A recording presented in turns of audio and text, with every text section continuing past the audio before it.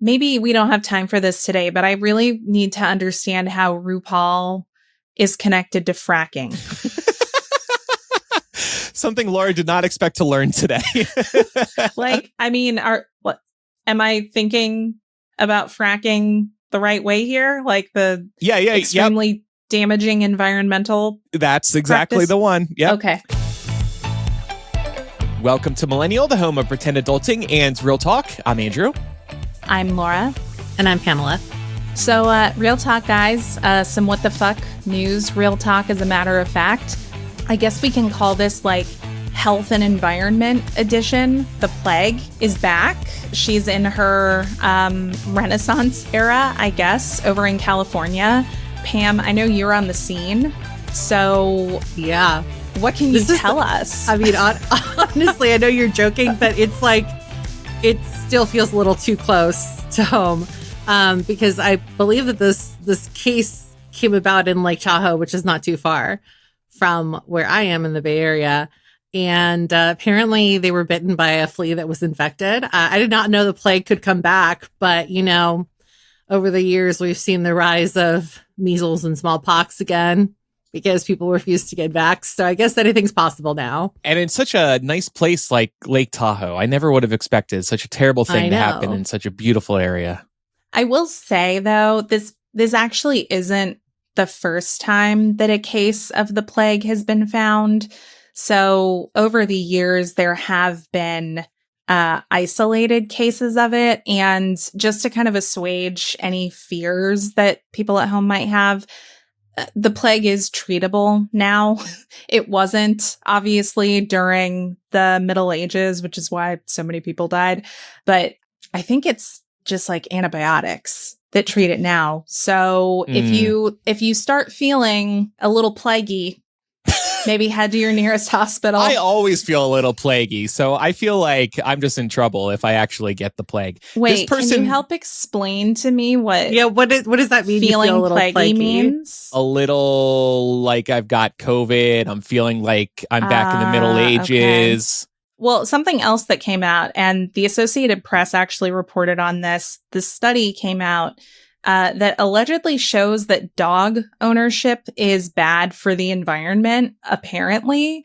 And all I have to say is it may be bad for the environment, but it's amazing for my mental health. So if you want me to take care of the environment, I will have dogs my entire life, and I will fucking fight anyone who tries to say that dog ownership should be discouraged because of climate change. On what grounds? Is it just because they poop outside?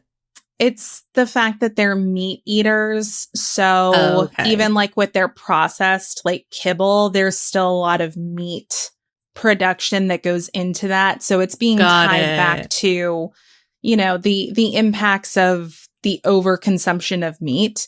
But to that, I would just say people have a choice. Dogs are carnivores. We are omnivores. People have a choice to consume less meat. So maybe don't eat red meat every night of your life, and then you can feel okay having a dog.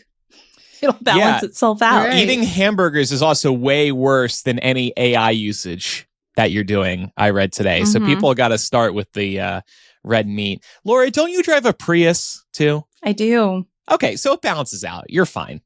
Yeah, exactly. And anytime Canella travels anywhere, she's traveling in that Prius. So I feel like I was like, I drive a Prius. I'm fine. Right? I'm not the problem. No, I feel like she is part of my carbon footprint. I take responsibility for all of it. Yes, own it. And then finally, so apparently there's a specific kind of tick in like Cape Cod or something that is biting people. And one of the side effects of this particular species of tick bite is that it makes meat taste rotten to people. So it is inadvertently turning people vegan. Wow. Yeah. I mean, this kind of sounds like a good thing. Well, so here's what we do. Get everyone bitten by this tick so that everyone goes vegan, and then we can have all the dogs we want and it'll be fine. This tick should be the new plague. This would be a very helpful plague, it sounds like.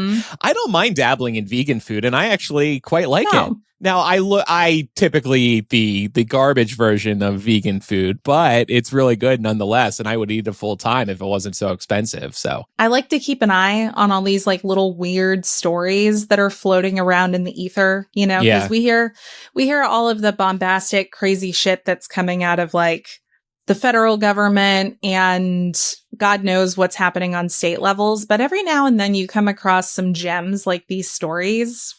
Yeah. Where it's just like, we got the plague, we got ticks turning people into vegans. Yeah. Crazy times. And days. Mm-hmm. I wonder if these were in the book of Revelations. I'll need to go back and check. The plague may have been. I don't know about ticks turning people vegan. It's like a plague of lotus, though. Not like a plague. Also, in defense of dogs, dog is God backwards. So I feel like that one was meant to be. We were meant to love and have dogs. Yeah, that's something I'll pray to. Also, I have some personal news, and it's also a bit of a follow-up. No, I am not engaged to Taylor Swift, even though I wish that was the news I was sharing today. I have acquired a real Labubu who is currently unnamed. Yeah, so here's the real one. They don't come with names? Well, maybe it does. I'm a fake fan, but look at the real one compared to the fake one. You can really see the difference now, I think. Oh, the fur looks so much softer. Is it like very soft? It is genuinely such a higher quality product than my Lafufu. Okay. I can't even look at this Lafufu anymore. I'm disgusted by this thing. It's gonna go right in the trash. It's going back to the bar where I found it. Actually, I might actually leave it there. Oh, it's gonna feel so abandoned. What if it's gotten attached to you? It watched over you all these weeks in your background. I know. That is kind of sad now that you... Well, I'll leave it with like a Millennial business card or something, and somebody can go and find the story of that Lafufu. But anyway, I have to thank one of our listeners and one of my friends in town here, Shane, who heard our discussion last week about Labubu and said, I have 5. Do you want one? And I said, for free? And he said, yeah. And I said, well, I'll buy you a drink at least. So I bought him, and I'm not making this up. We went to a gay bar and I bought him a shot called a cum shot, and I got a Labubu for free in exchange. So there you go. Wow. I have a real Labubu. What was now. Congratulations. What was in the cum shot? I'm glad you asked. I had the same question.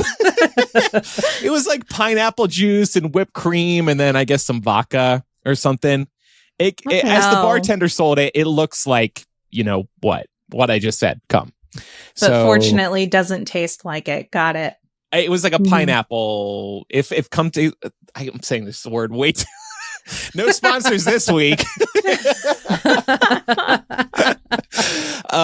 No, but I'm very excited to really own a Labubu, and I'm about to go on a trip, and I'm like, should I want to attach my Labubu to my bag as like my travel buddy, but I'm afraid so you could show everyone else that you're better than them if they don't have one on their bag. But A, I'm afraid somebody's going to steal it off my backpack, and B, I would totally do this if I had a little hat for it. I want a little vacation hat for my Labubu. Like there's still time to acquire a hat. Why don't you just clip it to like your belt loop? I'm still thinking of, I don't know. Is this obnoxious? I can't tell. But yeah. So thank you, Shane. Well, we're going to look at the 25 pieces of culture that best explain the great sweep of the last quarter century, according to Vox. That's coming up in a couple minutes. But first, this show is brought to you by listeners like you. So visit patreon.com/millennial to support us for as little as $5 a month. And you can get instant access to perks like After Dark. And this week, we're talking about some recent family drama and how we can relate to all of it. It's too spicy for me to tease further, so I'm just going to leave it at that.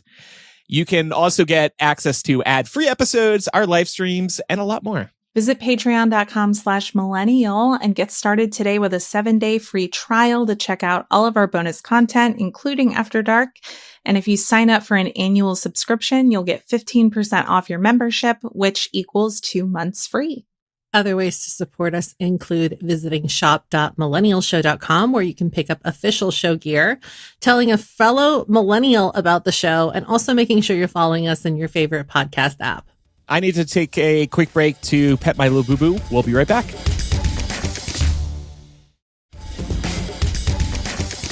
So, Vox released a big piece looking at the 25 pieces of culture that best explain the great sweep of the last quarter century.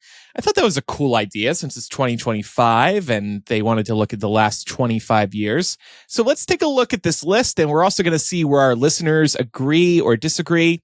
And then we're going to add 3 items to this list of our own. Now, we're not going to talk about each one of these items in detail today because we would be here all week. But we are going to go in order and focus on a couple of items that jumped out to us. So the first one on the list was The Lord of the Rings, The Fellowship of the Ring. Yeah, and I feel like this, and also I'll just go ahead and mention Harry Potter because I highlighted this as something I wanted to talk about too. I think both of these movies, the first films in their franchise, really captured something culturally because it was literally on the heels of 9/11 that this happened or that these came out. The world, I don't know if y'all remember, but the world felt real fucking weird at that time. I don't know if you remember like the weeks and months and like the holiday season after 9/11. The vibes were definitely just off. And I think this also represented a couple of major fantasy franchises that actually took off. And I think the Vox article spoke about this in saying that, you know, Hollywood had not really seen very successful, large-scale fantasy stories take off in recent history. So there was some concern, particularly for Lord of the Rings, that it was going to flop, and it didn't. And I think it speaks to the fact that culturally, we were really at a point in time where everyone needed escapism. Yeah. Like, heavily. And it was a way to escape into a completely different world than the hellscape we were in at the time. Yeah. Do you remember going to see, I mean, I know Harry Potter, yes, but do y'all remember going to see Fellowship of the Ring in theaters? I didn't see them in theaters. Don't bully me. Okay, that's okay. There's, I mean, you know, we know that you're a little slow sometimes on movies. I'm a little slow. To watch some of the classics, yes. Don't let my new Labubu hear that. I don't want him to judge me this cover early. His ears, his fuzzy little ears. I remember going to see both of these at midnight. There's a theater at the town over from where I grew up, and we call it Old Faithful, my friends and I, and it's just a one house massive theater, and it had the best sound and the best screen at the time because George Lucas wanted to use it to screen the Star Wars movies, like the episodes 1 through 3 were also kind of coming out around the same time as well. And so it was like the best place to go see a movie. And even if you didn't make any plans with like more than a couple people, like guaranteed every time one of these movies dropped, the whole school would be there. And so it was like a community outing, even though like nobody really planned it to be that way. Yeah. Everything about just like getting in line early because you couldn't pick your seats at the time to just like experiencing it. That first showing was so exciting. And yeah, some of my favorite memories come from the midnight releases for a lot of these fantasy properties that were coming out, fantasy and sci-fi around this time. Something that's interesting to me about Lord of the Rings is that, as Vox noted, Hollywood hadn't launched a truly successful fantasy film franchise since the Star Wars trilogy back in the 70s. Yeah. So the Lord of the Rings was actually, it doesn't seem like it would have been today, but it was actually pretty risky for them to take on this project. And obviously this is a big budget project. And Peter Jackson wasn't even that successful at the time. And I will say too, like it was a big deal when they won all those Oscars. Like they almost like gave them all of them in retribution because they did not really recognize the success of these movies until they realized that this was like their last chance to do it. Something Harry Potter never achieved, by the way. And everybody thought that maybe they would pull a Lord of the Rings and give it to them with Deathly Hallows Part 2. And they never did, but they sure do love showing clips from those movies with the Oscar packages. Yeah, every time. I think also what was risky about Lord of the Rings was it wasn't as though the films were filmed separately from each other. I mean, they pretty much shot them all together. So obviously we know that like reshoots and things like that always come with sequels and stuff.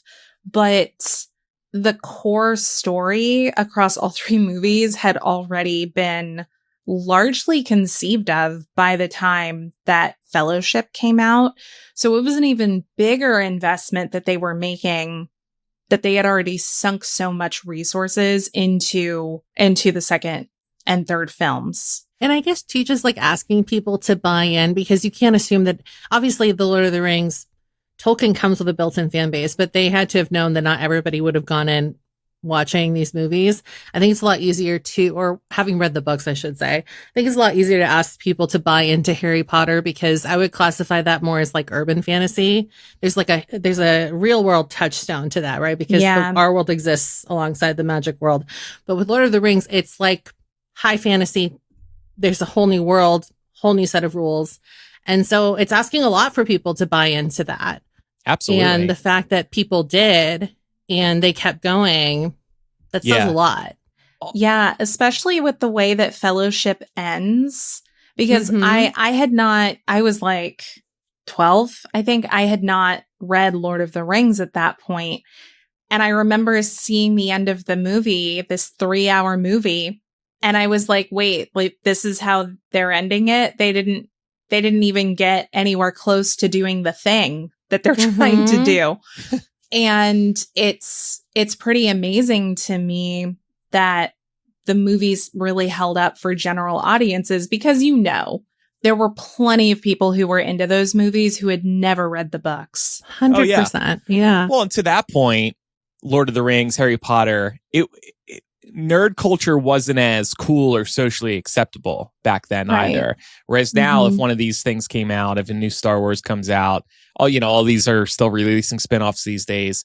It's more socially acceptable to say, I'm seeing the new Harry Potter, I'm seeing the new Lord of the Rings, I'm seeing the new Star Wars, I'm seeing the new Marvel movie. The extended versions that they've since put out have been just as successful. So not only were the original theatrical cuts well received, that people will sit there and watch the extended cuts. I've done that before, and the pacing is great. So next on the list was Call of Duty, the video game. Okay. Big MMORPG. Then Ramen, the food. Yeah. I have to admit, I've never eaten the ramen in a cup. It's been like a long standing joke, right? Like, all I can afford is ramen.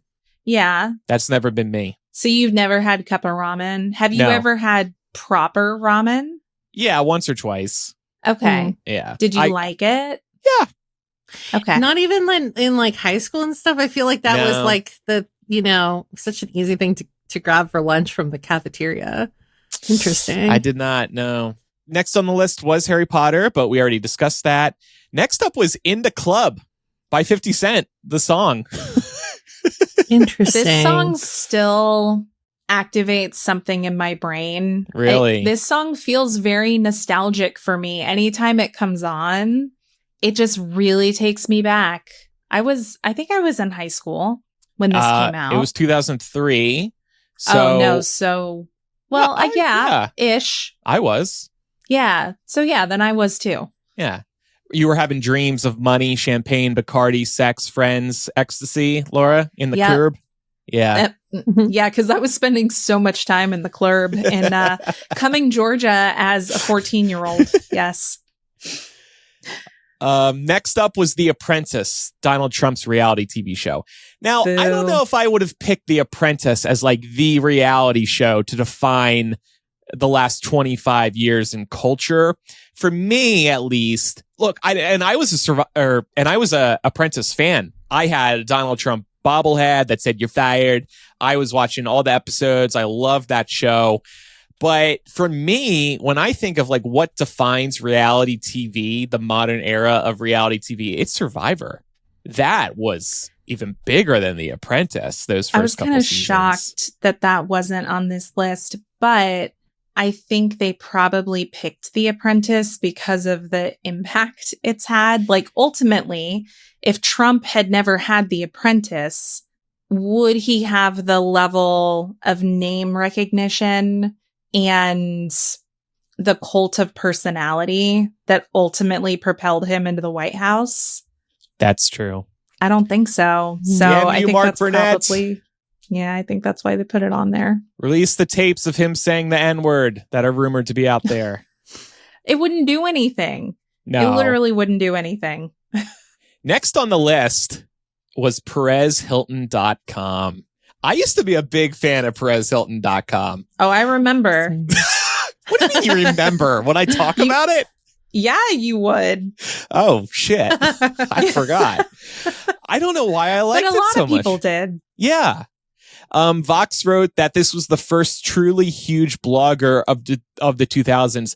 I forgot this part. So they would post a photo with every blog post, obviously. And then he, or one of his writers, would scribble on the photo. Yeah, that's what I remember about it. But one thing Vox reminds us is that he was brutal on his blog. He was offensive. Stuff you could not get away with today. Yeah, the whole leave Britney alone was like, that is a direct result of how awful Perez Hilton was to her. Mm-hmm. And I think why I like the site was, I feel like it was just updated a million times a day. Like, it was almost addicting because there was always new stuff going up.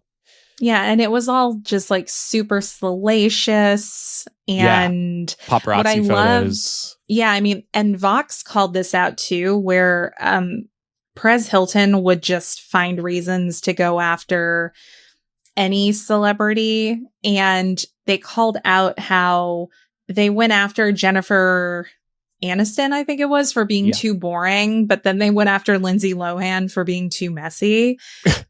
So it's just like, you couldn't win if you were a celebrity. Like, you could be the nicest person in the world and they would still find a way to smear you. Yeah. Mm-hmm. Next on the list was the Facebook wall. And for me, the Facebook wall feels like the start of communication through social media. Yeah, there was MySpace. We had AIM. But the way we communicate through social media today feels like it began with the Facebook wall. It was like a not so private inbox. And I don't know if you two see posts still in the On This Day thing on Facebook. Cringe. We were writing a lot of dumb crap on each other's walls. We really were. And especially because of the prompt at the time. Because I don't remember the prompt. The prompt was like, because it would basically set you up to say like, Laura T is, and then that's you would right. fill in I forgot the blank. About that. Yeah. So when you look back at those old posts, you just see a lot of like, is studying, is getting ready to go hang out. And then like, that's where you would get into vague booking too. That's where I think a lot of that started, where people would like use that to air their personal grievances, but not specifically call the person it's really upset out. that somebody ate my food out of the dorm fridge. I was just going to say that I think that we were all so comfortable with this because Facebook was private, like, and this was before they let the masses in. Before they opened it up to people without an EDU, email address, and I think you couldn't see anybody's profile unless you were friends with them. I seem to remember when they made profiles public, and that was a big deal. It got way messier when it was like you could see friends of friends stuff. Yeah. And do you two remember? I still remember where it was. We were in Myrtle Beach on a family vacation when Facebook launched the news feed, where you could see everything happening on Facebook. So-and-so like this person commented that.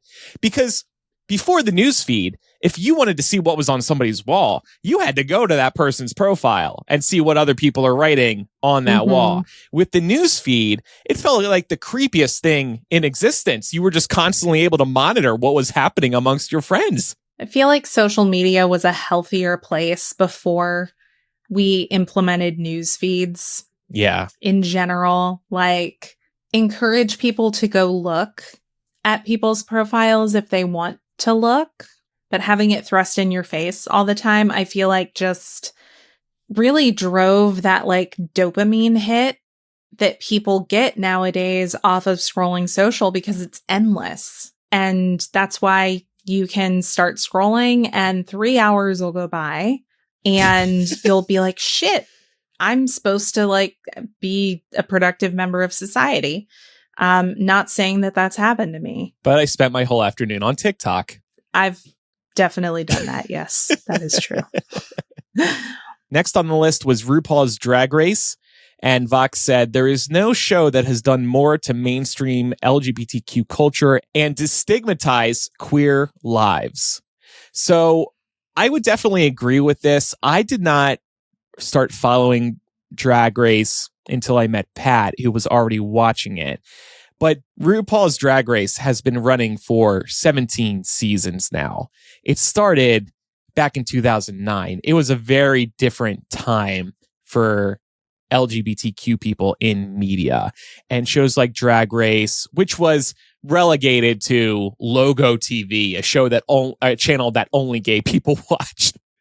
It was kind of like hidden in a corner on TV, but it was a big deal that this was happening on television. Shows like this and then Modern Family help bring LGBTQ people into the mainstream.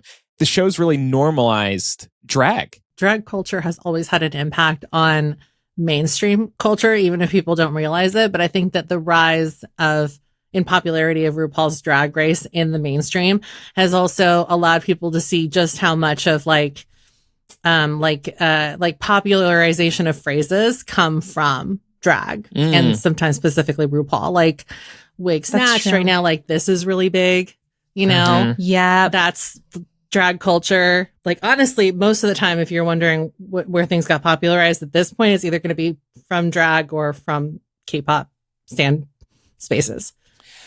Roshni's pointing out that Will and Grace did come before Drag Race, and that's true. That was definitely a huge factor in mainstreaming gay people in media. But maybe Vox picked RuPaul in particular because of how drag is unfortunately still a very hotly contested political topic for bullshit reasons. I will also add that RuPaul, while she's done a lot for LGBTQ rights and the movement and progressing the movement forward, she could be more outspoken politically. I think she could be doing a lot more. So at the end of every Drag Race episode, there is a promo to visit the ACLU Drag Defense Fund, but that's like the extent of her efforts from what I see. And I just feel like she could be more outspoken, like a lot of celebrities could. Yeah. I think something that stuck out to me that the Vox article mentioned about Drag Race is not only did it help destigmatize queer culture, but it also put, in a lot of cases, queer voices of color at the forefront. That's an element of like multifaceted diversity that I don't think culturally we had even begun to grapple with yet. So it really was kind of groundbreaking for the time. And I did want to call out Michelle in our Discord. Just said, AFAB drag queen here with many, many friends who are also drag queens. Drag Race has done a lot for our community. However, it's set a lot of unrealistic standards and expectations. Most of us also hate RuPaul. Wait, why though? Yeah. Is it because of what you were saying, Andrew? Maybe. I know the queer community has criticized her for the fracking rumors. There's a lot there in terms of how it's set an unrealistic standard and expectations. Pat could probably talk about this. There's a lot of pressure on the queens to put together incredible looks for TV, and they're paying out of their own pocket. So this is a very expensive show for these queens to be on. Yeah. And so I think when people at home are watching these queens put together these incredible looks, you're also expecting this when you go to a drag brunch. So that has put further pressure on the drag community. Also, I was hearing this recently from Pat and I think someone else.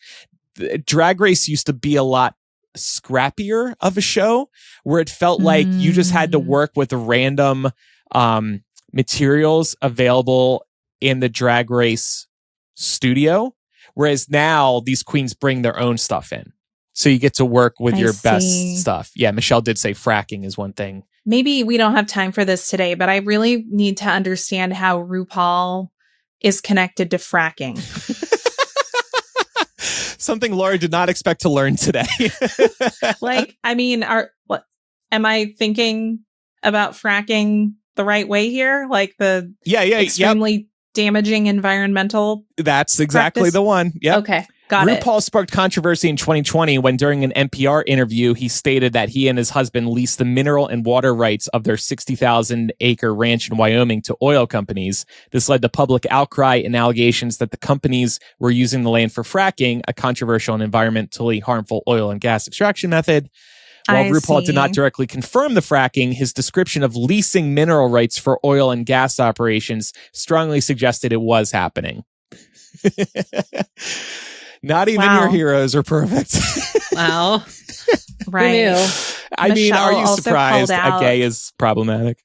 Michelle is also pointing out, I guess there's a lot of anti-trans rhetoric, and apparently they're like assigned female at birth. Queens and kings are not featured on Drag Race. I don't know. There have been some, but not a lot. It's primarily been men who were born men. Next on Vox's list was The Decision. I had no clue what this was. This was LeBron James's announcement on July 8th, 2010 about what basketball team he'd be going to. Oh. Okay. I respect sports and the popularity of sports, but I don't think any of us here care. Next, the book Lean In by Sheryl Sandberg. It was a women can have it all manifesto of sorts, said Vox. I remember a lot of people talking about that book when it came out. No, I definitely remember that. And I think my favorite take on that was comedian Ali Wong. She was like, I don't want to lean in. I want to lay down. Same. And I'm like, that's relatable. But yeah, this was definitely controversial in a lot of ways because it was really more geared towards like boss bitches in like high-powered white collar jobs. So it wasn't like the intended, the target audience was not super inclusive of different kinds of people. So that was, I think, one issue. But I guess there were some other issues where I guess it turned out Sheryl Sandberg was not a great person to work with. Yeah. Meta, formerly Facebook. Next on the list, Beyonce's self-titled album back in 2023. And Vox wrote, it marked the start of her reputation as pop music's biggest rule breaker. And not just because she released an album on a Friday instead of a Tuesday. And I had forgotten that albums used to be released on Tuesdays until Beyonce, the album, came along. This was the surprise album that broke the internet, basically. Yeah, I wanted to talk about this a little bit specifically because she popularized the surprise drop, and a lot of artists have followed suit. Rihanna, Drake, Kendrick Lamar, Frank Ocean, Taylor Swift. I'm sure I'm missing a bunch more, but those are the ones that come to mind that have since dropped surprise albums with no lead up in terms of advertisement. I think before that, it would have been really hard for somebody that wasn't as big as Beyonce to do it and to get the record label behind it specifically. So she definitely set a new precedent there. And yeah, like the whole like Tuesday to Friday shift was a big freaking deal in the music industry. And I feel like she doesn't get a lot of credit because usually when people talk about this, they just say, oh, the music industry changed it to Fridays because that's when people get paid and they have spent all their payroll money by the time Tuesday rolls around. And so people are less likely to buy music. Yeah, I think that we should definitely give Beyonce her flowers for that too. I would also say this album was really risky because she did create an album in an era where people were already moving towards single. So this is like the album, the idea of like a full-fledged album was already dying out. And here she comes with not only an album, but also a visual album. Yeah. And yeah, so it was an event for many different reasons. Yeah. Yeah. It was a big deal. I still remember being at my ex's place Thursday night. I think we were watching Scandal, and the news hit the internet. Beyonce has dropped a new album.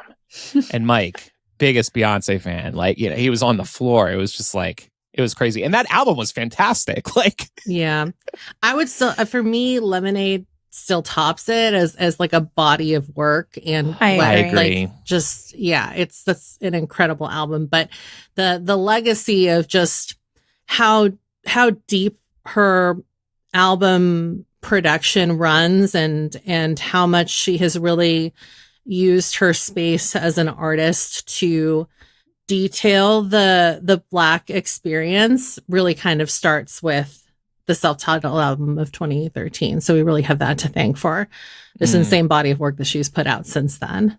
Yeah. Yeah. And Jay-Z being a two-timing asshole. Yeah. And the elevator incident at the Met. Yeah. Yeah. I still remember watching Lemonade premiere on HBO. That's where it premiered. Yeah, I remember that too. My friends, and nobody knew what Lemonade was going to be about. And we slowly realized, as maybe after the first or second song, I can't remember how early, I just remember us turning to each other and be like, holy shit, is Beyonce telling us Jay-Z cheated on her? Like, that was the big revelation and story here. It was shocking that she would present this through an HBO special, if you will. And a new album. And by the end of it, she literally had him kissing her feet in one of the final songs. Imagine, like, bitch, kiss my feet on HBO and you can come home. I'm making millions of dollars off of this and you get shit. All right, next on the list, Justine Seiko's, I don't know how to pronounce this person's name, ill-fated tweet. I had totally forgotten about this. Quoting Vox again.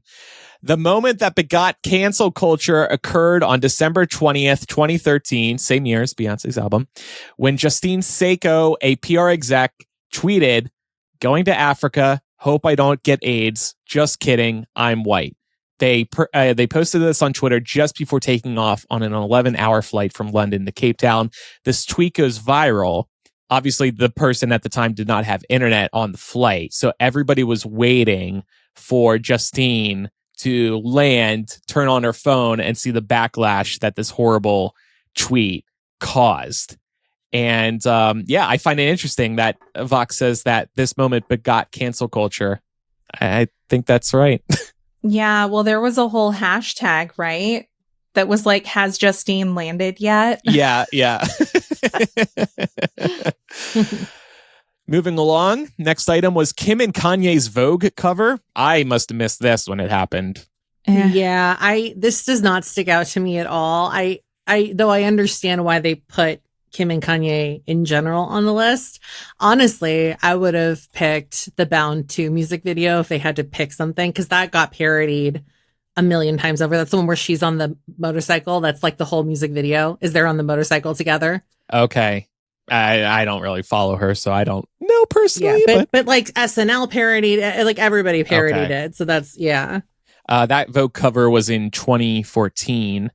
Next on the list, I know you two have something to say about this. Hamilton. Yeah, I actually wanted to talk about like the tail end of Hamilton. So Laura, if you want to go first. Oh yeah, sure. I mean, like I want to talk about like Hamilton in 2020. Yeah. Oh, definitely. So, I think Hamilton for me, really represented something that made musical theater more accessible to me, but it also made what can generally be a very dry part of American history accessible too, and interesting and relatable. And I mean, the songs are so fantastic that, I mean, I listen to it in the car still to this day. I will listen to Hamilton when I'm out driving around. It's just such a great story, and the music is so it's just so unique. And I think it's really, really cool that Hamilton honestly got its start when Lin-Manuel went to the White House for, I forget what the event was called, but it was essentially was like a poetry like celebration or something. Right. Yeah. Back when the White House used to do cool things like that. Right. They don't do that anymore. Celebrate we don't like art. poetry at the White House now. But Lin-Manuel came and performed the title track, Alexander Hamilton. And it was still, clearly still not exactly in its final form, but it was so well received. And it was funny because when he was stating the premise of the song he was about to sing, people were laughing at him, and they weren't laughing long, because when he got into it, in the first 20, 30 seconds, people realized, oh shit, what I'm hearing is actually good. Mm-hmm.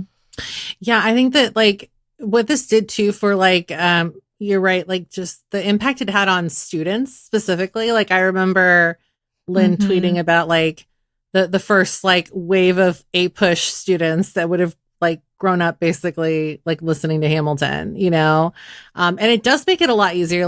I'm pretty well versed in American history, but stuff like Hamilton 6, it makes it a lot easier to remember these facts. That's why I do so well in the American history Jeopardy trivia, is probably because of Hamilton. Aww. So yeah, I think that's what a lot of people are like that too. I think the accessibility too, that they were able to provide the general masses with is incredible. A $10 lottery ticket. Yeah. Is insane. And but I also feel Hamilton really could only have existed and become as popular as it was in Obama's America. Yep. Because we were so optimistic and we needed something like that to keep us optimistic. And it was really interesting to see the shift in what Hamilton inspired in people in 2016, 2017, 2018, and then how it was almost bittersweet to experience the recorded version of the stage play when it hit Disney Plus in 2020. It was still fun to watch. And for people that had been following the musical, it was really exciting that, if they hadn't gotten to see the original cast portray these roles, they were able to now. Again, from an accessibility standpoint, incredible that they were able to do that.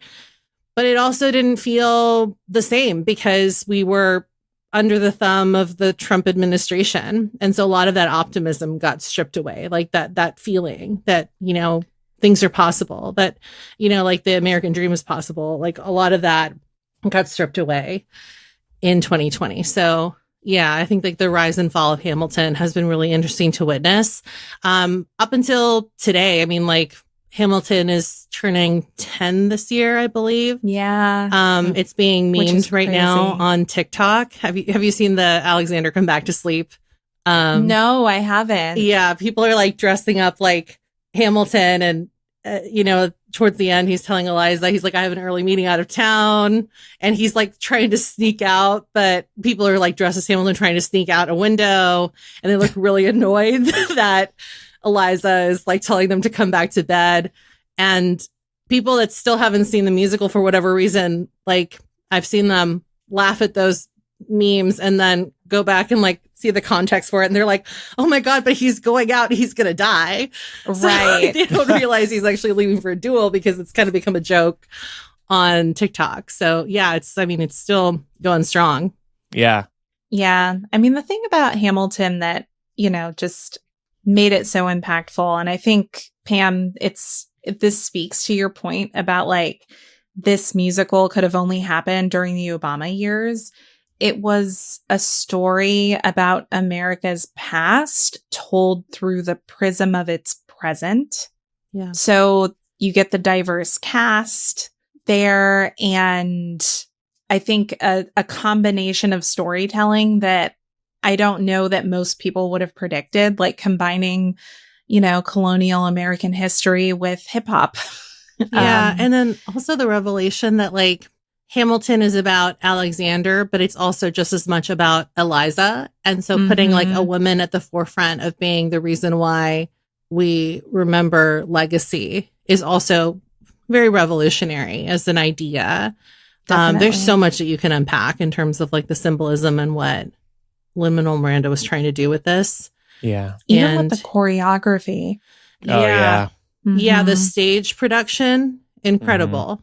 Yeah. And also just like, like their decision, unfortunately the Tony Awards that they were celebrated at came on the heels of the Pulse night shooting, but their decision to remove guns from the number that they performed out of respect for the people that had lost their lives, like a lot of it is really steeped in the culture of the time.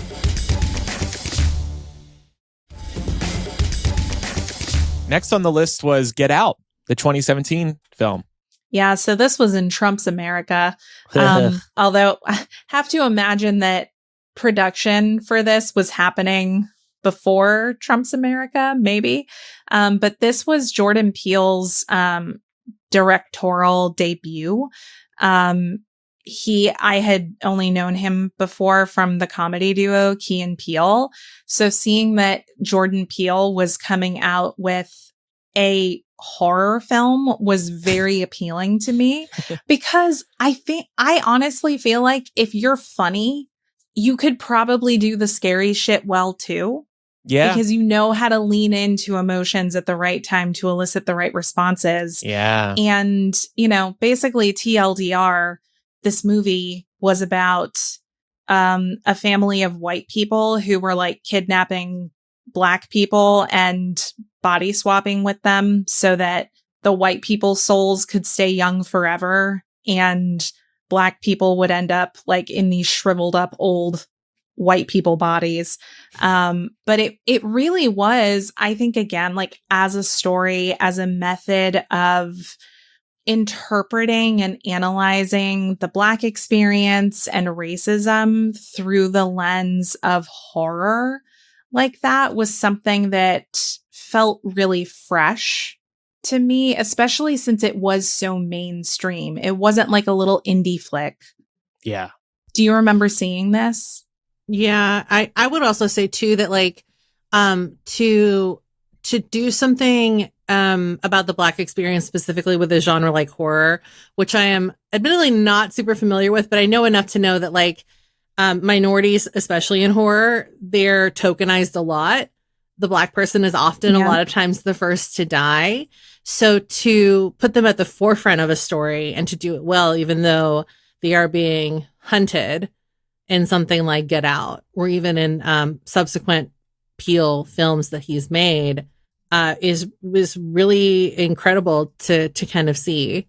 I did not see this. I've never been really into horror. I knew it was getting a ton of attention at the time, and I know it kicked off a very successful horror career for Jordan Peele.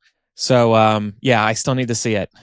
Yeah, you really should. He's great at it because he has gone on to make a couple of other movies.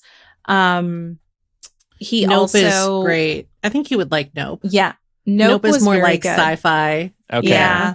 Nope was like sci-fi horror. I've been dipping my foot a little more into horror, like with Sinners that came out earlier this year. I'm realizing I think I enjoy it more than I thought I would. Yeah, I feel like if you liked Sinners, you would like Nope. Okay. I thought Us, was that the second one? Yeah, that one was the one with Lupita Nyong'o, and that's that right. one I think looks a lot creepier.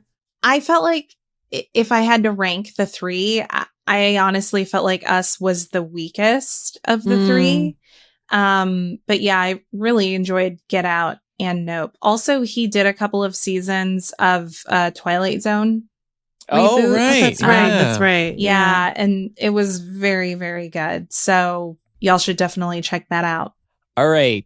Next on the list, Despacito, the 2017 song. Yep, that was all in our heads for a while. Yep, it was. Next up, the Me Too movement.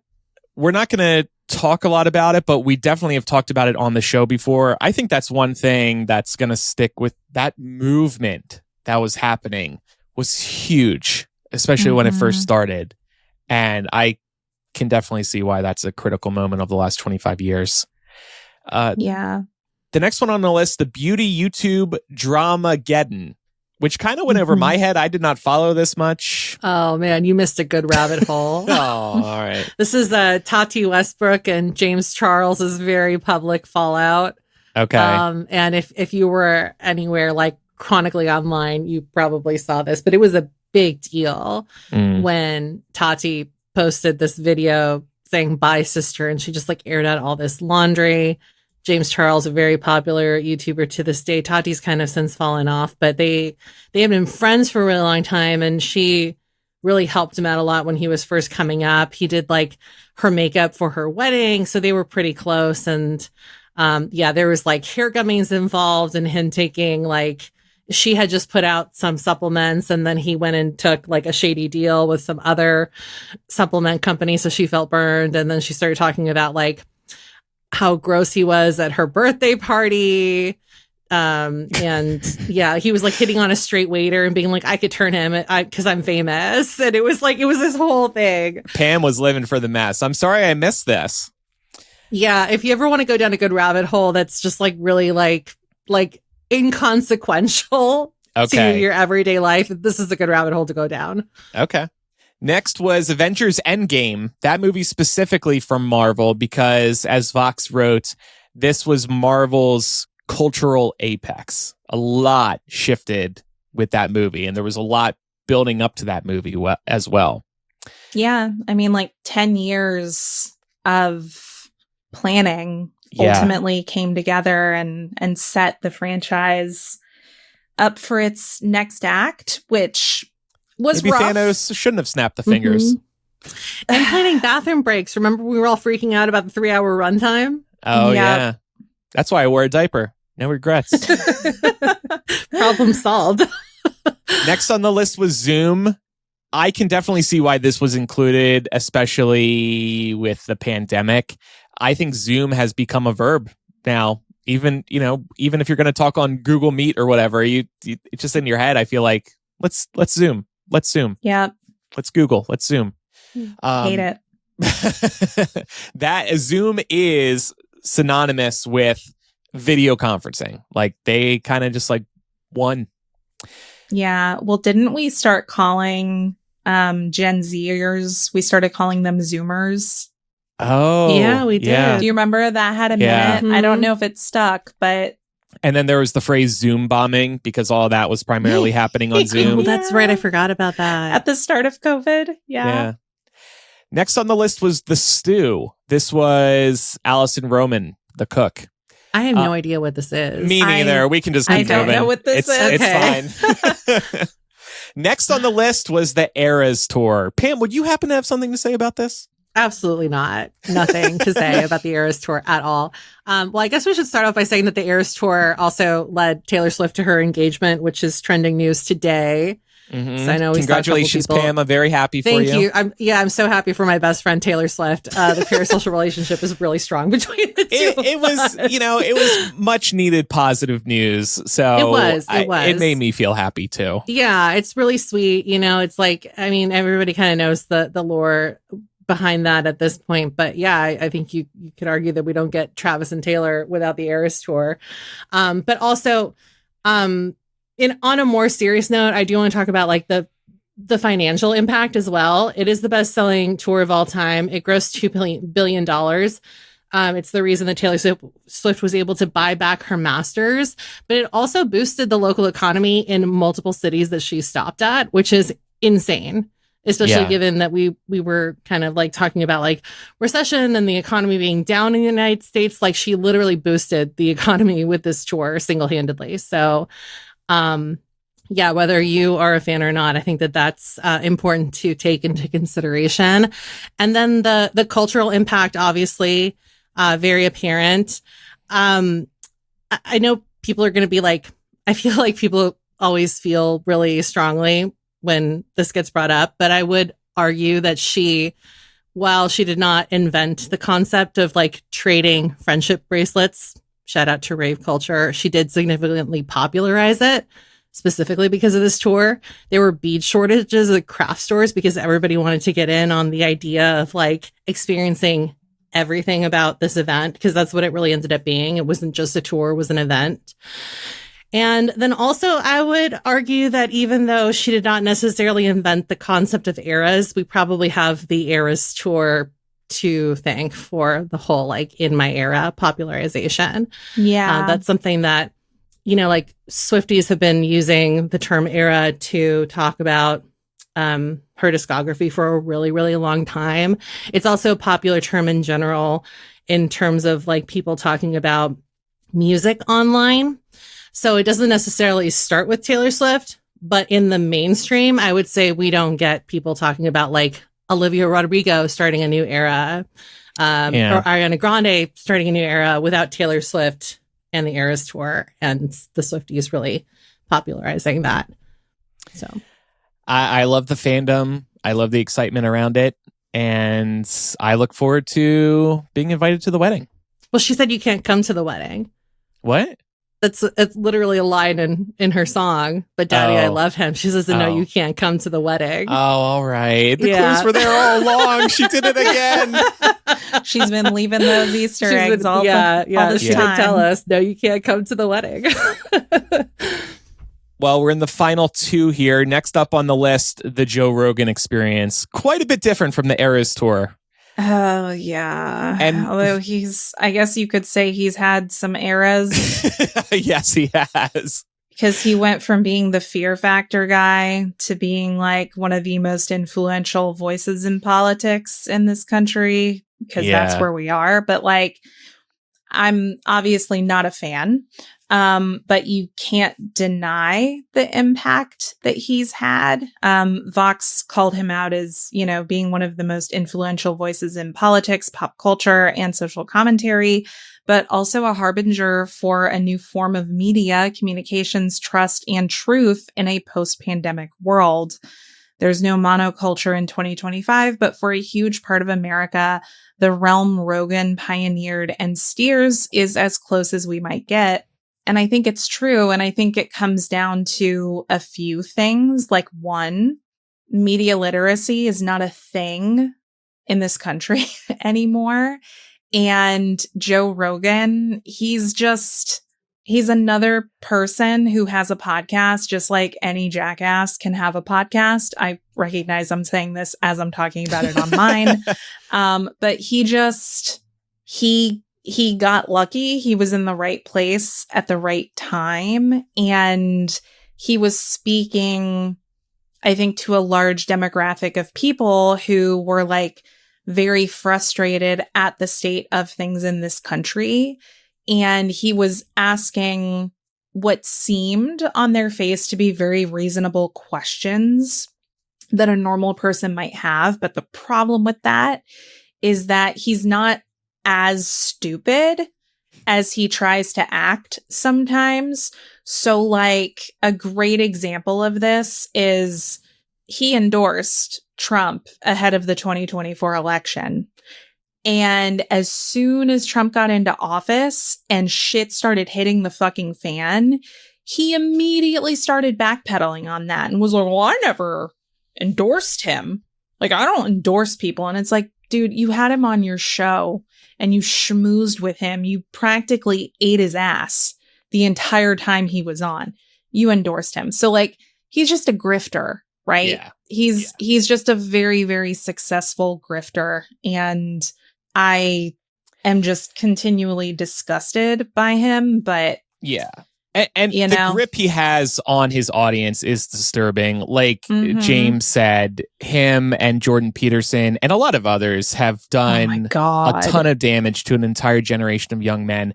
And I think more than any other video podcaster or right-wing influencer, I see Joe Rogan playing on people's phones at the gym in particular, or even just out and about at the airport or wherever. Like, a lot of people are dedicated to him and those 3-hour episodes that he does, and they're just being indoctrinated, and it's really sad. I have literally had an otherwise very intelligent person say to me, well, there must be some truth to it. Why would it be the #1 podcast if there wasn't truth to it? And Laura, I was just looking to figure out how he can grow.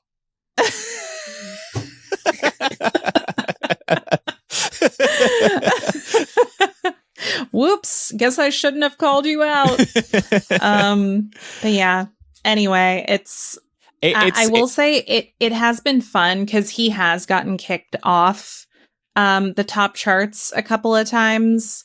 I know one time he lost his number one spot was because a very popular YouTuber, Markiplier, promised that he would create an OnlyFans if people like ousted Rogan's show and popularized his podcast, and that happened for a time.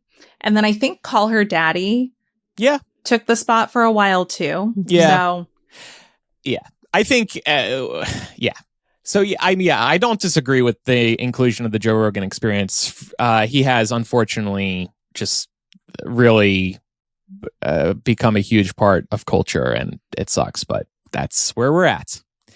Last on the list, a relatively new entry-ish, Ozempic. Mm-hmm. Yeah. I mean, that one has gotten really popular, and I almost feel like it's a little too soon to say ultimately the long-term effect it's going to have on culture, but it's gone very mainstream, and it's the talk of a lot of conversations, and yeah, I feel like there are a lot of people who are like very ready to attack it, and there are also a lot of people who are very ready to act like it's like God's gift and it will take care of every problem you have. And I'm just like, feel like those extreme viewpoints are probably not the impact that's going to be seen here. I don't know what it's going to be long term, but I know people who are using Ozempic. You'll probably do too, honestly, because I just feel like it's become so much more commonplace. Oh, yeah. Oh, yeah. No, I know somebody in my personal life who was put on it for, honestly, for diabetic reasons.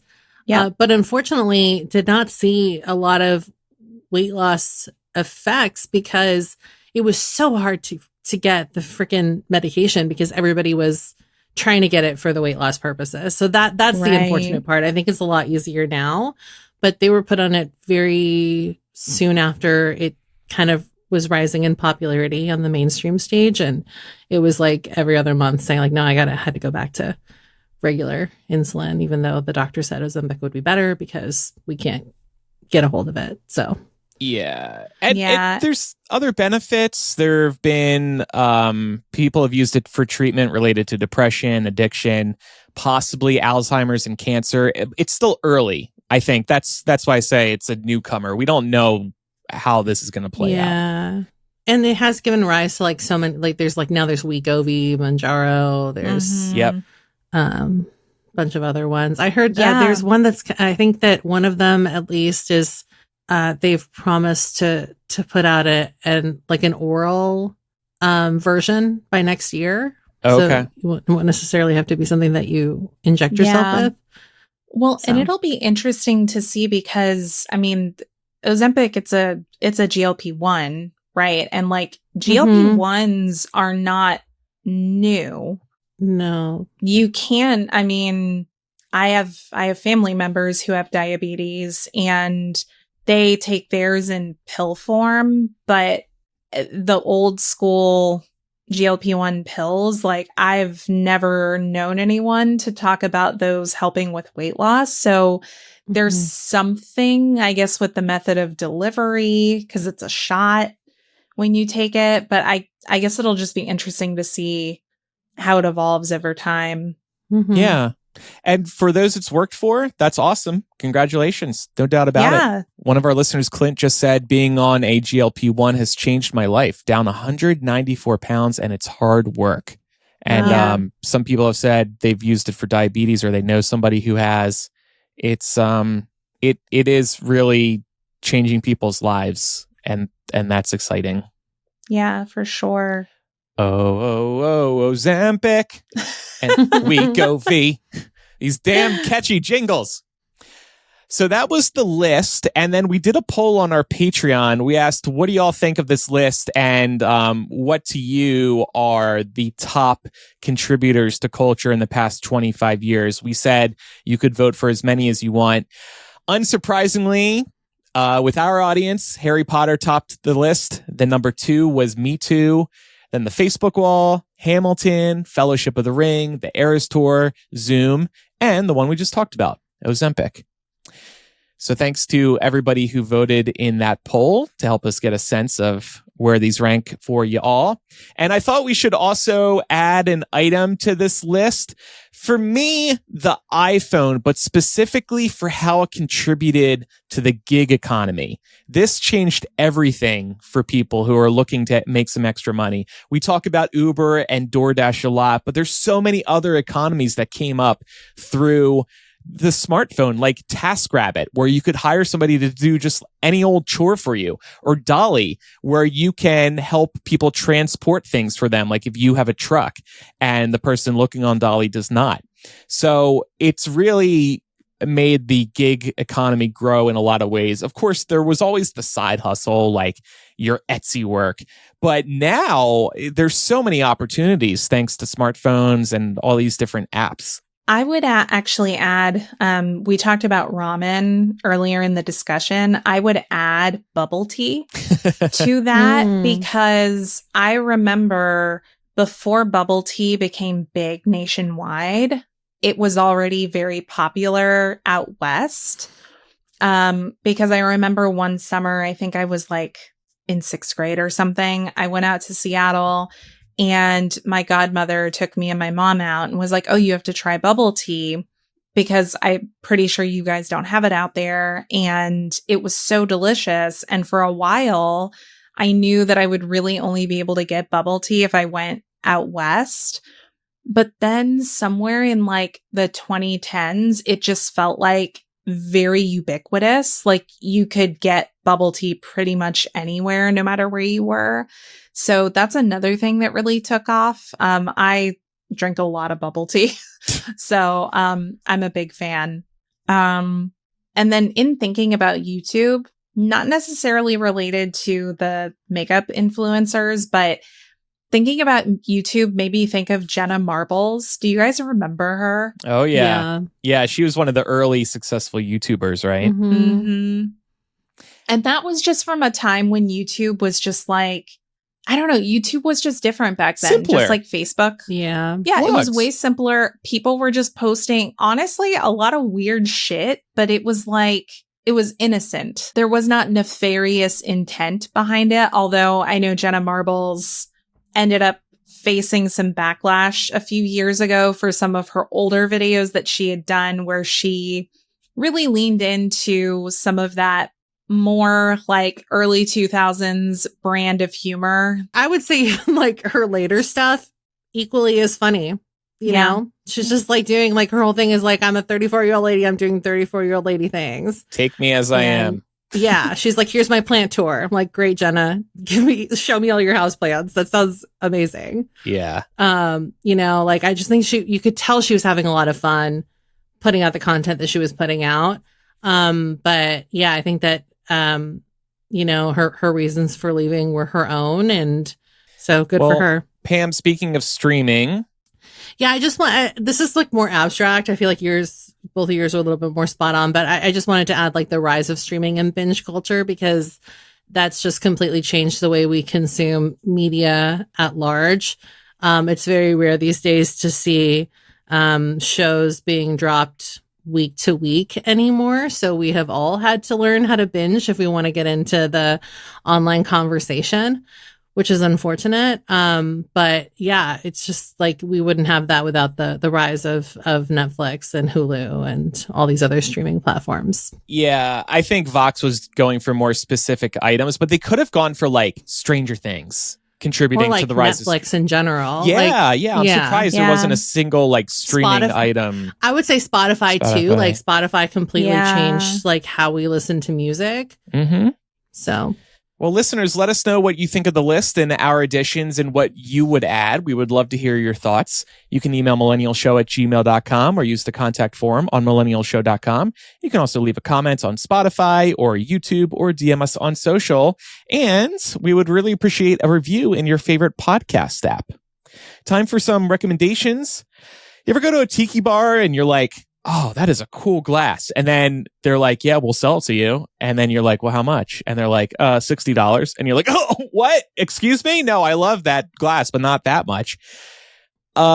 I think a lot of bars get their tiki glasses from a website called barproducts.com. I had gone to a tiki bar. I had saw this amazing cactus tiki glass. I wanted it so bad. I posted on my social media, where can I find this and not have to pay out the ass for it? One of my old friends from Chicago found it on barproducts.com. And I think this is where a lot of bars source their tiki glasses. And you can get them for much better prices. You have to pay for shipping, but you can buy a glass for $10 plus another $10 for shipping. And, you know, this is glassware, so that's a little pricey. These are cool. I'm looking at, like, what is this? Like a Medusa cup on the front page? There's everything. Sick. Yeah. Flamingos. How cute. You should get like a little set of 6 of these cactus cups. I think that's cute. There's a UFO one. There's stuff for Halloween. Here. This is really cool. Good to know. Yeah. So I think this is the secret. This is where they source their glassware from. So instead of buying from the bar, just buy from here and save a few bucks. Maybe more than a few bucks. I can see this being like a good gift too. Like if you know somebody who's like, I know somebody who's like really into a tiki bar. Ooh, I would 100% get them like this package of 6 instead of 4 tiki mugs. I'll get you both a tiki glass for Christmas. I saw a spooky one I think Laura would like, and I'll find something for you, Pam. Oh, thanks. Hey, you're welcome. Sounds like a really cute gift. Thank you for the idea. You're welcome. I want to recommend don't sleep on South Park. I know that the season premiere really made a big splash, but it has continued to be really good. And I think inspiring every bit as much like rage as you could imagine out of the White House. They'll never admit it, but yes, you get more Trump. Yes, you get more Satan. And they're just continuing to light up all of these members of this heinous fucking fascist administration. So I just like to tune in for it because it feels really important to remember that a big part of our national identity is that we can do stuff like this, that we can do satire and it's still allowed. So I definitely want to recommend it and celebrate it. And you do not have a small penis. And I wanted to recommend specifically for all my fellow crafters out there to check to see if you have any creative reuse centers in your area. I just found out about these, but basically a lot of times they're nonprofits, but basically they're places that collect discarded like materials like excess art supplies. A lot of times it's fabric, sometimes it's office supplies, and then they resell them to the public at a way lower cost than you would get them, you know, at a regular craft store. I've been looking for places to pick up fabric since Joanne left. It's very sad when Joanne closed their doors. And so, I've just been looking at different places that I can go, and fabric can get really pricey. So if you have any of these creative reuse centers near you and they happen to source fabric, obviously like you're tied down to like what they have in stock and what people donate, but it's not a bad place to pick things up, especially if you're just learning and you're looking to pick up sewing and do it for cheap, or any kind of artsy, crafty thing to do for cheap. So somebody recommended this to me and I realized that there's like 3 in my area and I've slowly been hitting them all up. So it's worth it to see if you have any in yours. Nice. Well, listeners, we will not have a new episode next week. It's Labor Day weekend here in America. We're going to take a little end of summer break. We will see you all after that, but we do hope you have a nice Labor Day weekend if you're here in America. After Dark starts in a moment for patrons and Apple Podcast subscribers. Thanks, everyone, for listening. I'm Andrew. I'm Laura. And I'm Pamela. Bye, everyone. Bye. Bye.